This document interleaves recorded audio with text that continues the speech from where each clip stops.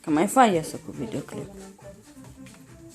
Apoi o să pun ID-ul meu de YouTube.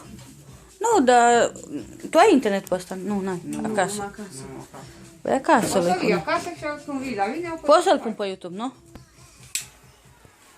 Șută pe YouTube, eu mi-am pus. Că i-am dat la Licoră ca să vadă și Anton. Și pe al tău și pe al tău adresa de la YouTube. Da, ca să poate să se uite la și la fată și la David. I-am dat pe amândoi. Dar tu de care fumezi, ești tu?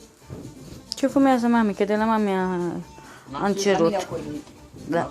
Ai maioneză. Da, dă-te, știu ce da.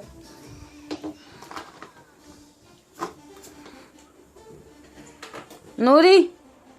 E, Nuri? Nu-i? E, Nuri?